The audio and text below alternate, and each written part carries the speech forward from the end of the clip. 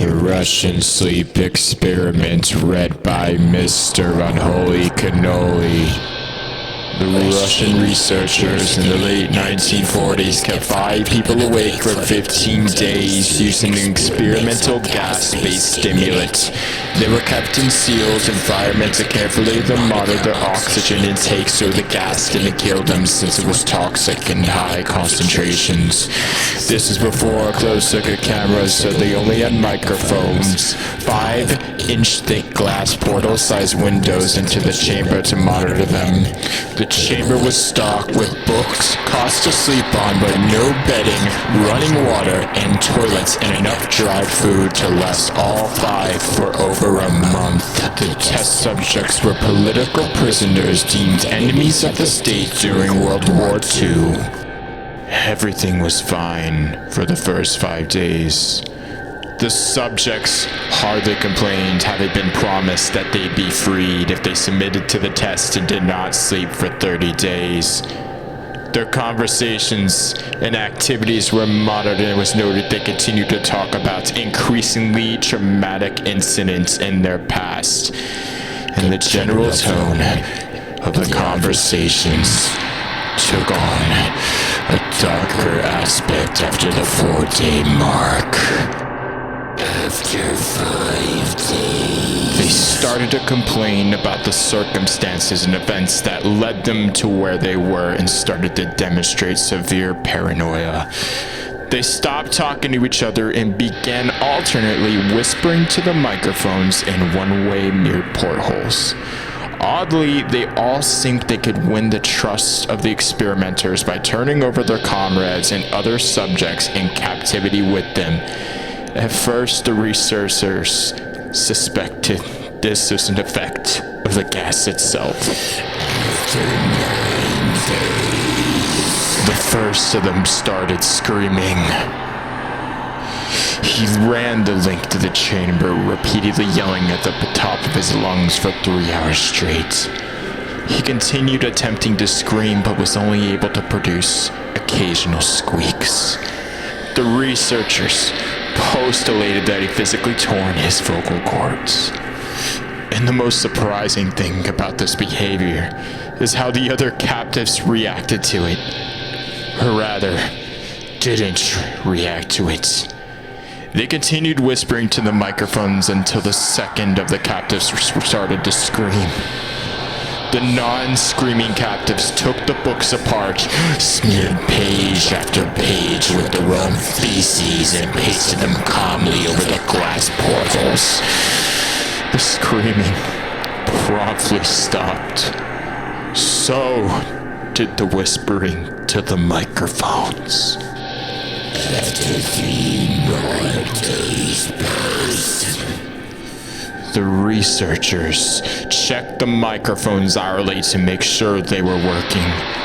Since they thought it was impossible that no sound could be coming with 5 people inside, the oxygen consumption in the chamber indicated that all 5 must still be alive. In fact, it was the amount of oxygen 5 people would consume at a very heavy level of strenuous exercise. On the morning on the 14th day, the researchers did something they said they would not do to get a reaction from the captives. They used the intercom inside the chamber, hoping to provoke any response from the captives they were afraid were either dead or vegetables. They announced, "We're opening the chamber to test the microphones.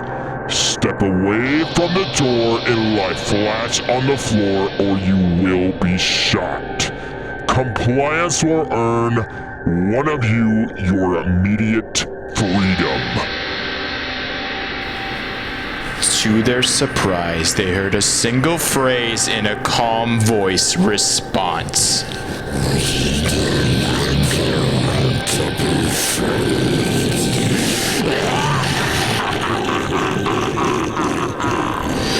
Debate broke out among the researchers and the military forces funding the research. Unable to provoke any more response using the intercom, it was finally decided to open the chamber at midnight on the 15th day. The chamber was flushed of the stimulant gas and filled with fresh air, and immediately voices from the microphones began to object. 3 different voices began begging, as if pleading for the life of the loved ones, to turn the gas back on. The chamber was opened and soldiers sent in to retrieve the test subjects.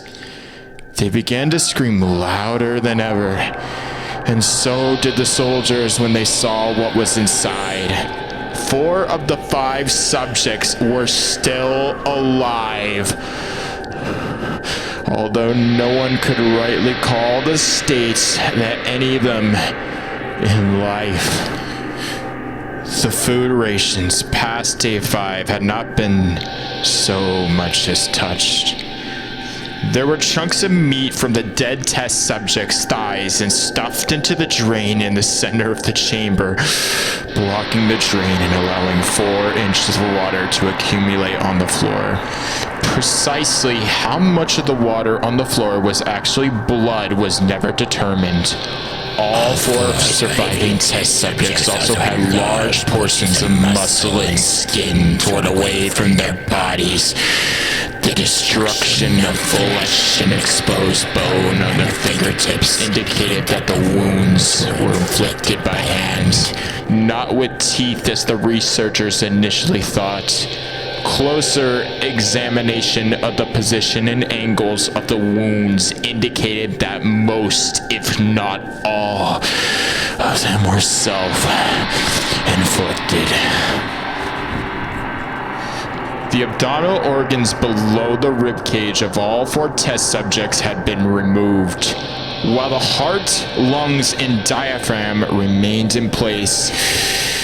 The skin of the most muscles attached to the ribs had been ripped off, exposing the lungs through the ribcage. All the blood vessels and organs remained intact. They had just been taken out and laid on the floor, fanning out around the eviscerated but still living bodies of the subjects. The digestive tract of all 4 could be seen to be working, digesting food. It quickly became apparent that they were digesting was their own flesh that had been ripped off and eaten over the course of days. Most of the soldiers were Russian special operatives at the facility, but still many refused to return to the chamber to remove the test subjects. They continued to scream to be left in the chamber and alternately begged and demanded that the gas turned back on, lest they fall asleep. One of the Russian soldiers died from having his throat ripped out. Another was gravely injured by having his testicles ripped off and an artery in his leg severed by one of the subject's teeth. Another 5 of the soldiers lost their lives if you count the ones that committed suicide in the weeks following the incident.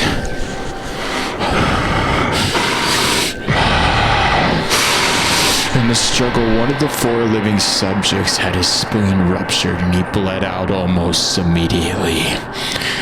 The medical researchers attempted to sedate him, but this proved impossible. He was injected with more than 10 times the human dose of morphine derivative and still fought like a cornered animal, breaking the ribs and arm of one doctor. When Hart was seen to be for a full 2 minutes after he had bled out to the point there was more air in his vascular system than blood. Even after it stopped, he continued to scream and flail for another 3 minutes, struggling to attack anyone in reach and just repeating the word over and over, weaker and weaker, until he finally fell silent. The surviving 3 test subjects were heavily restrained and moved to a medical facility. The 2 with intact vocal cords continuously begging for the gas, demanding to be kept awake. The most injured of the 3 was taken to the only surgical operating room that the facility had.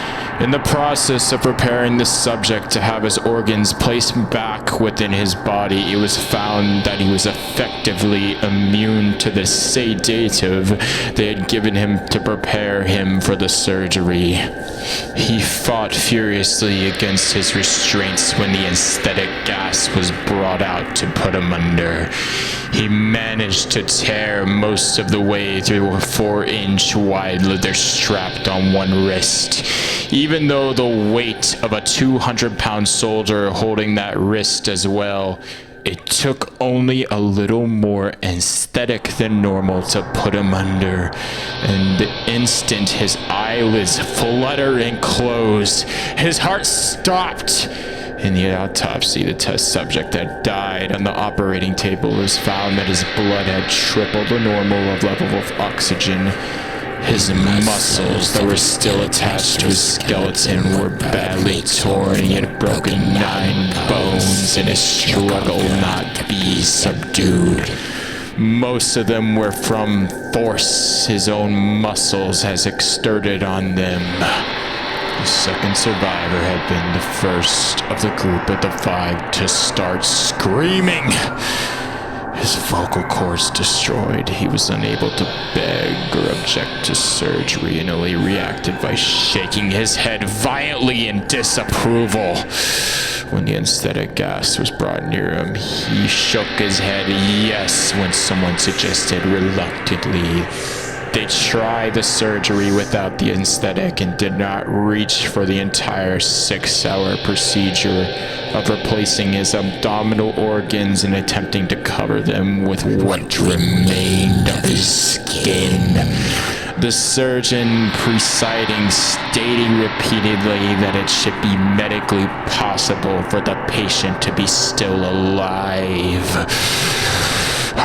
One terrified nurse assisting the surgery stated that she'd been the patient's mouth curl into a smile several times whenever his eyes met hers. When the surgery ended, the subject looked at the surgeon and began to wheeze loudly, attempting to talk while struggling. Assuming this must be something of drastic importance, the surgeon had a pen and pad fetched so the patient could write his message. It was simple. Keep cutting. Keep cutting. Keep cutting. Keep cutting. The other 2 test subjects were given the same surgery, both without anesthetic as well. Although they had injected with paralytic for the duration of the operation, the surgeon found it impossible to perform the operation while the patients laughed continuously.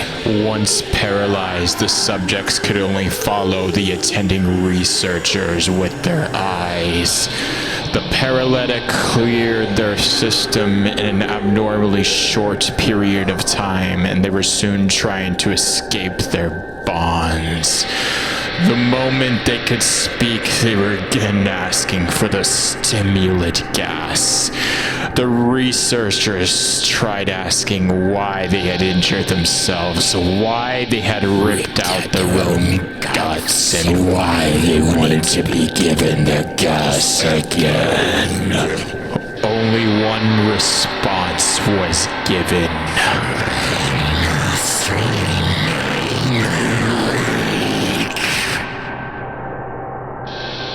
All 3 subjects' restraints were reinforced and they were placed back into the chamber, awaiting determination as to what should be done with them.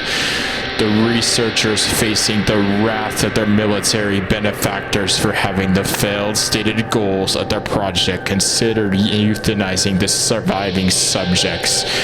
The commanding officer and ex-KGB instead saw potential and wanted to see what would happen if they were put back on the gas. The researchers strongly objected, but were overruled. In preparation for being sealed in the chamber again, the subjects were connected to an EEG monitor and had their restraints padded for long-term confinement. To everyone's surprise, all three stopped struggling the moment it was let slip that they were going back on the gas. It was obvious at this point all three were putting up a great struggle to stay awake. One of the subjects that could speak was humming loudly and continuously. The mute was straining his legs against the leather bonds with all his might. First left, then right, then left again for something to focus on. The remaining subject was holding his head off his pillow and blinking repeatedly. Having been the first wired for EEG, most of the researchers were monitoring his brainwaves in surprise. They were normal most of the time, but sometimes flat inexplicably. It looked as if he were repeatedly suffering brain death before returning to normal. As they focused on paper scrolling out of the brainwave monitor, only one nurse saw his eyes slip shut at the same moment his head hit the pillow. His brainwaves immediately changed to that of deep sleep, then flatlined for the last time as his heart simultaneously stopped.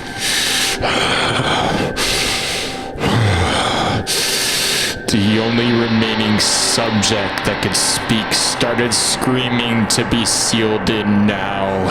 His brainwaves showed the same flat lines as one who had just died from falling asleep. The commander gave the order to seal the chamber with both subjects inside as well as 3 researchers. One of them 3 immediately drew his gun and shot the commander point blank between the eyes, then turned the gun on the mute subject and blew his brains out as well. He pointed his gun at the remaining subjects, still restrained to a bed as the remaining members of the medical and research team fled the room. I won't be locked in here with these things, not with you.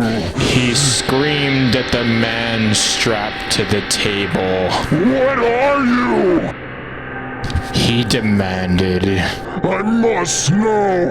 The subject smiled. So easily. The subject asked. We are you. We are the madness that lurks within you all. Begging to be free at every moment in your deepest center of mind. We watch you hide from in your beds every night. We watch you sedate into silence and paralysis when you go to the nocturnal haven where we cannot tread.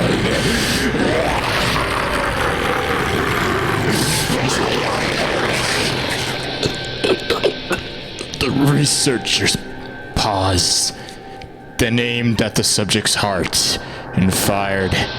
The EEG flatlined as the subject weakly choked out. So nearly free.